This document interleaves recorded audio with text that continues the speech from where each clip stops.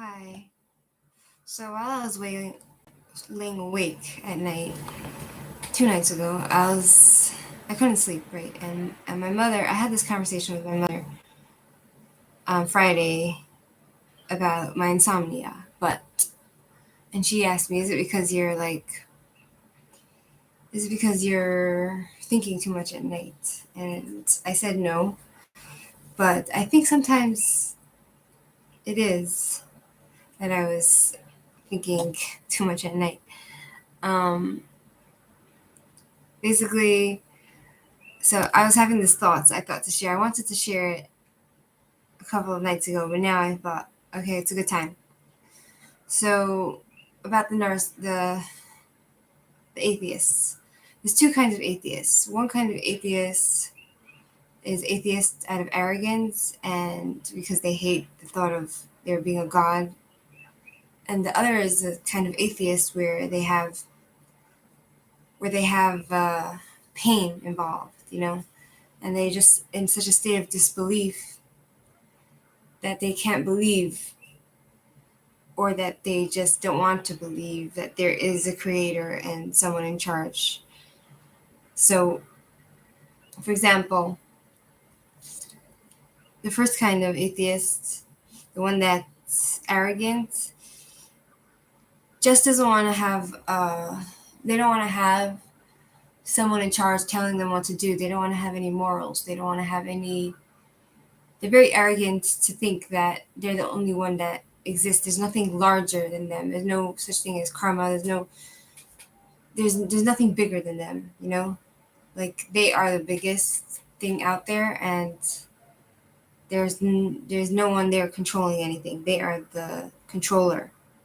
Then there's the second kind of atheists where they go through a lot of pain and suffering, and they cry alone at night, and they try to talk to God for many years, many hours, and they talk and they ask and they beg for help, and they ask, and they just feel like there's no one listening. There's no one there to hear. They feel like there's no God because God is not listening. They don't feel heard. They don't feel understood. They don't feel answered. So, like for example, like Britney Spears, she went through a lot of suffering, and now everyone's turned against her, and her children turned against her as well, and she's suffering so much that she's become to the point where she's asked God to help her. She's prayed. She's done everything, but she just feels like there's no one there listening. She's not heard, and so then she comes to the conclusion that there's no God, and she denies the existence of a God, right? So I feel like there's two kinds of people who get affected by. There's two different kind of there's two different ways people get affected by pain. Some people, when they have a lot of pain, they turn to God and they say they want God to be there. They turn to God for faith, and they look for the good in everything, and they say they can't live without God. So in a way, God is like a figment in their imagination, like a friend that doesn't answer them, a friend in their head, right? And they say that they pray to God, and a lot of them have been answered, but they've still suffered. So their faith in that particular case is strengthened. There's two different kinds of people that when they go through hard times, so it's not necessarily from arrogance. The person from pain that denies God's existence, it's not from arrogance. It's from pain, right? And then there's a second kind of people that go through pain and they lose their faith completely. I personally have, at one point, denied God's existence and become an atheist for months because I felt like there's no one there to hear. There's no one there to talk to. There's no one there that's actually listening, And even though I've kind of come to my senses and I understand that there's no way that the world can run this way and there not be a creator, however, I still feel like either God likes to ignore or he just doesn't hear or he doesn't want to hear, certain people. Like, for example, those people that their faith was strengthened because of their pain. I feel like in some instances, they feel like they were heard and answered somehow. Maybe God has favorites, it's kind of like Stockholm syndrome in a way. It's like that person, they they pray to the God, right? And the God inflicts pain on them, right? But he gives them a little bit of um, he gives them a little bit of something here and there, a little bit of goodness to keep them attached to him, you know? And so that way they get attached to him. In a way, it's like Stockholm syndrome, where a person, they fall in love with the victim falls in love with the prey, right? So there's that kind of people that they get attached to God that way. And then there's the kind that just sees God as a friend in their head. Then there's that kind that believes but doesn't believes there's a God but doesn't really pray to the God because they just don't think God is there for them. And then there's the atheists. That there's atheists that just don't believe in God because they cried out so much and there was no answer, right? And then there was the atheist that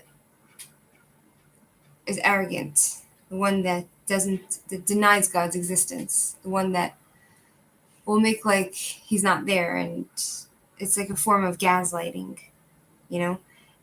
It's a form of denial. It kind of reminds me of the the people, the abortion activists that are pro-choice. They don't acknowledge the baby in the womb as being an actual human baby. They call it a fetus. They call it an entity, whatever other name they call it. They just won't acknowledge that the baby in the womb, in the mother's belly, is actually a baby. Like I had this conversation with somebody in the TikTok, and she said, "What baby?" I said, "You don't mind like killing the baby in the womb, later on in the pregnancy, like what they do to the baby through an abortion, So she said, "What baby? What baby?" I said, "So I felt enraged, like angry that how could they deny the existence of a human baby? It's not a fetus; it's a child in the womb, Just because it's not born yet doesn't mean that you can deny its existence as being an actual human baby of human form that has a soul and a conscience, So I feel like the atheists that are just arrogant and have a huge ego, they don't want to acknowledge God for two reasons: out of arrogance, and they don't want to have anyone to answer to. They want to just do whatever they want, because if there's a God, then they don't need to have morals. They can do what they want. What I mean? They could choose their morals. But if there is a God, then they can't. They have someone to answer to. I mean, they can choose their morals, but they will have to answer to something higher than themselves. And denying someone's existence is a form of arrogance. It's this kind of atheist. It's a form of arrogance and gaslighting. And you can imagine the frustration of the Lord of the universe, the one who's the creator that created the person, the frustration and the anger and the sadness that the creator would feel by being denied, being ignored and not acknowledged as existing. You know what I mean? And like the person, for example, who's pro-choice, that will kill a child in the womb and deny their existence, deny that they're actually of human form.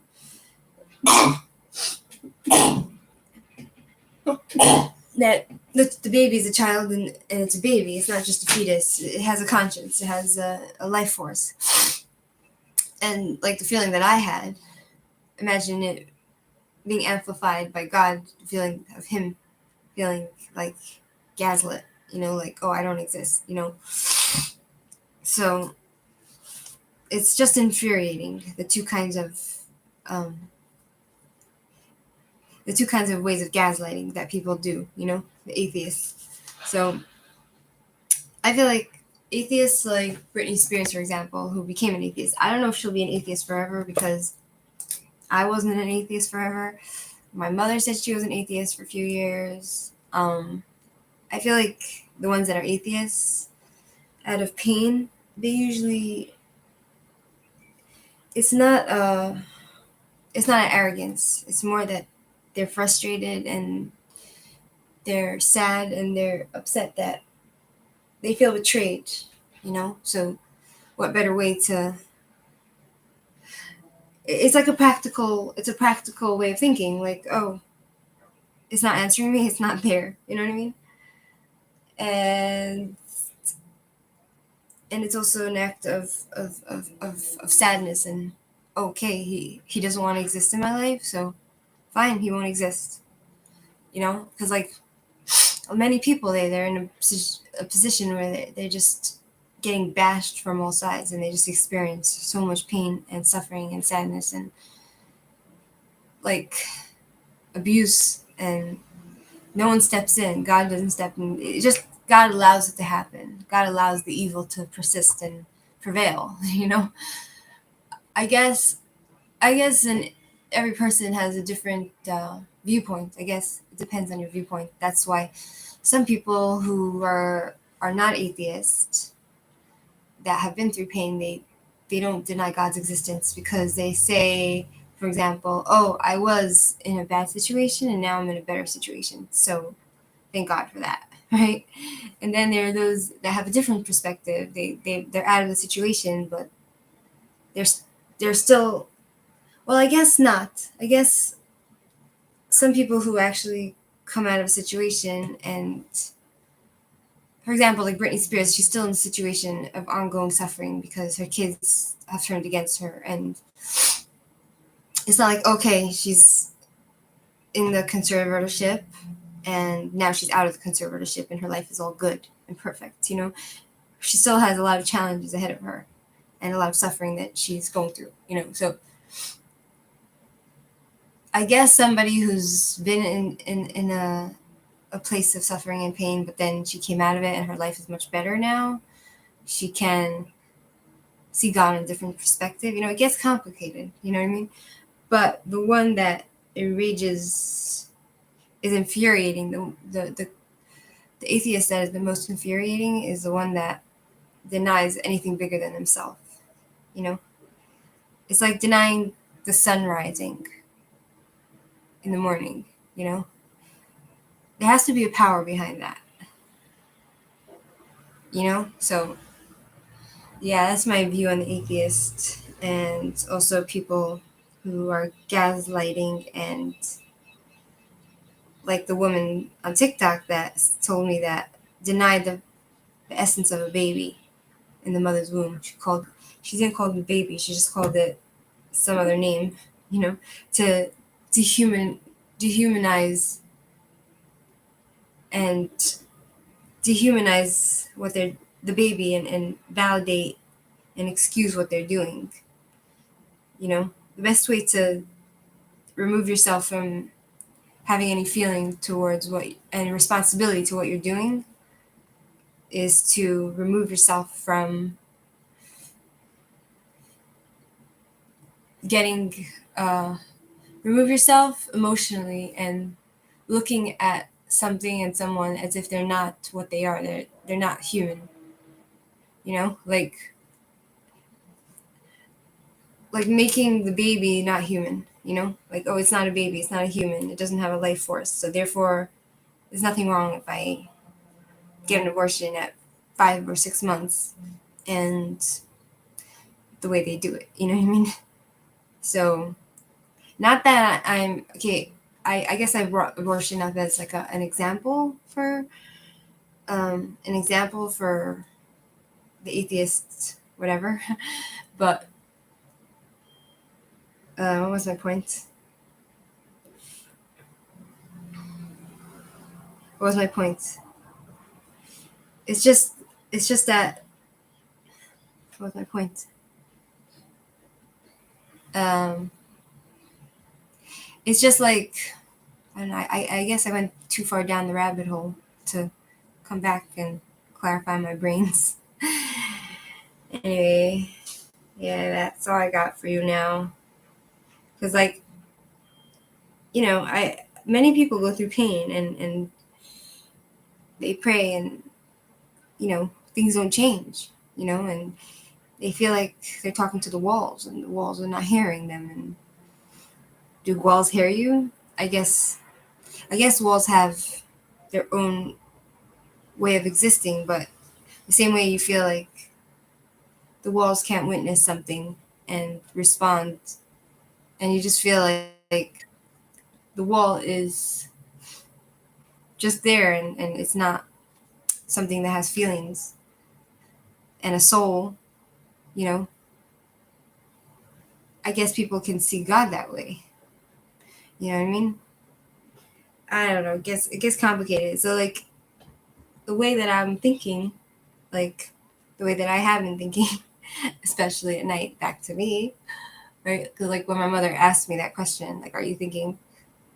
And I realized, like, maybe sometimes I do think at night, and I'm trying to rationalize this whole God stuff in my head. You know what I mean?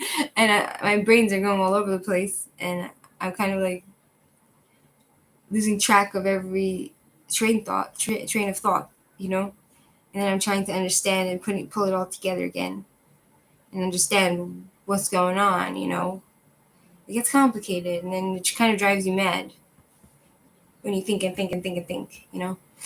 So that's just some of my viewpoints on the atheists. So that's all for now. Until next time.